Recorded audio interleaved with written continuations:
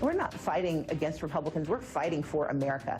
And the way we do that is by pulling together the coalition that we had in November and making certain that that coalition understands its power heading into January. The difference in our nation, if we do not deliver Raphael Warnock and Jon Ossoff, is going to be tremendous and jarring and possibly existential. That's the incomparable Queen Stacey Abrams. And let me say, it is impossible to overstate the political importance of the state where I grew up, Georgia.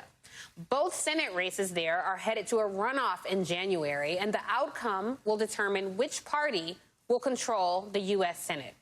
If Democrats win both seats, that would be a game changer for President-elect Joe Biden, who NBC has declared the apparent winner in Georgia, making him the first Democrat to win that state since Bill Clinton back in 1992, a race I remember well.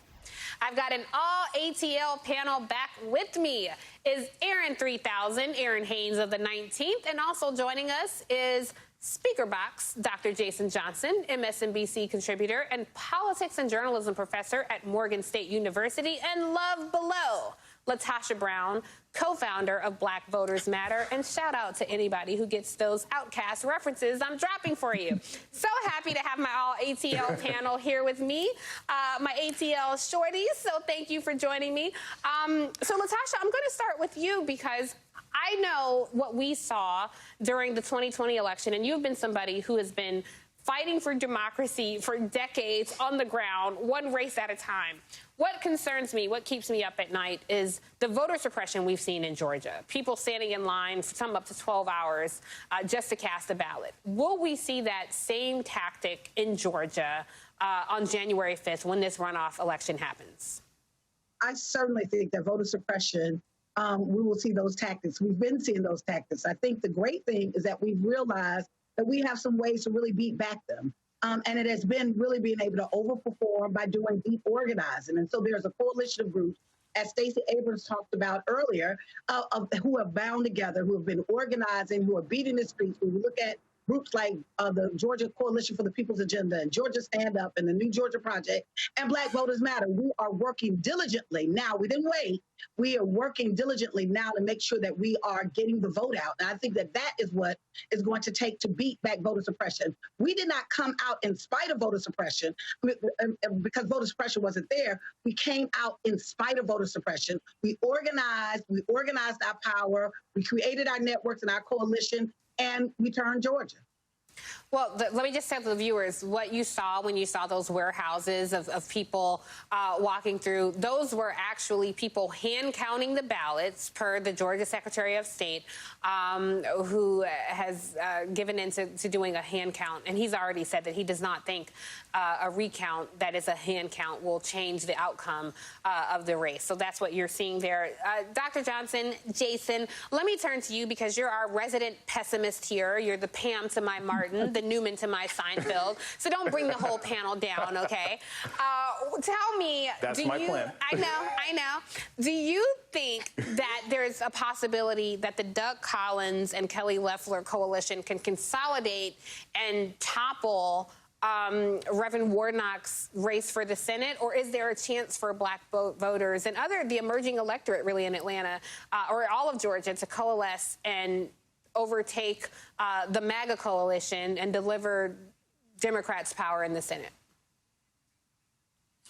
Tiffany, it really just has to do with Black turnout. Everybody who I've talked down there, every single different organization, everybody who's turning over from the Biden campaign, it's just going to be about turnout. The last time you had major runoffs in Georgia, which is 2018, after Stacey Abrams was robbed of the governorship by Brian Kemp, who was refereeing his own race, you had runoffs for Secretary of State, and voter turnout dropped by anywhere from 40 to 60% in some counties. If the voter turnout doesn't have to even equal Election Day, but if, say, there's only a 10 or 15% drop-off in voter turnout, especially in the Black community, we could definitely see a situation where Raphael Warnock at least gets in. I right now think that it's going to be a twofer. Either both the Republicans will win or both the Democrats are going to win. I don't think there's going to be a split vote, but it's dependent on Black folk. If Black folk got something to say, if Black folks get out there, it's going to happen. Otherwise, no. And one thing I want to point out, because I think it's really important, People all over the country are paying attention to this campaign. They want to get involved. They want to get involved. There's a national volunteer call on November 21st that people can get involved in. Don't just try and show up in Georgia. It's the South. You can't be showing up in people's houses unannounced and asking what you want for dinner. Try to work with the organizations that are already in existence. All right, good point, good information. So, Aaron, I'll turn to you. You're an Atlanta native. What do you think are on the minds of Georgia voters? What is going to be enough to get people back out? Look, you know, I grew up in Atlanta, too. January is cold. January 5th, you can have ice storms in Georgia. Right. How are we going to expect these voters to stand in line again for perhaps another 12 hours? How do we do that? Well, hey, y'all, and Aaron 3000 is now my new Twitter bio, apparently. Thanks, Tiffany.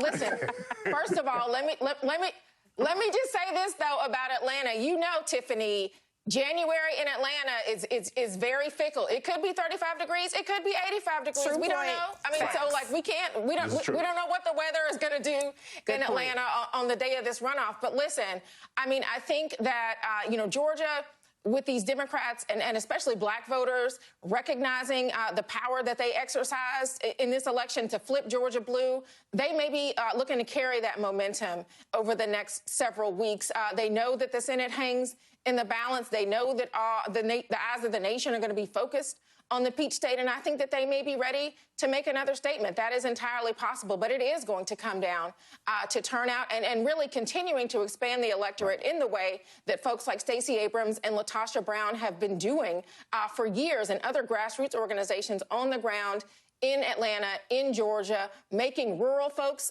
be seen for the first time in that state, other folks who have felt unseen and unheard in Georgia, and really making the election not necessarily even about the candidates, but really about them, the voters, the power that they have, and the relationship between politics and the connection to their daily lives, especially in the middle of this pandemic. So, I think that, continuing to push back against voter suppression is also what this vote represents for a lot of those folks. And I do think that you will continue to see a very motivated electorate show up and possibly show out in Georgia come January.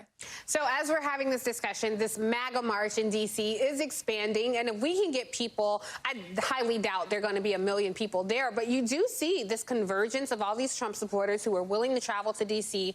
To me, that does throw Georgia in the mix. Will there be people who are willing to travel to Georgia to help energize this MAGA base? And so, LaTosha, I have to turn to you on this because, like I said, you've been somebody out there. I know a lot of people like to celebrate the Lincoln Project. Fine for them. But you, my friend, have been fighting this fight for a long time, always on the right side of history. What's the plan for Black Voters Matter to really encourage and get out the vote in Georgia to make sure that, isn't it ironic that Black voters might deliver the power of the Senate to the Democratic ticket? What's your plan? I think it's poetic justice to be ground zero for the place of voter suppression and also wound up being the state that I think Black voters who have experienced that to actually be able to deliver this victory.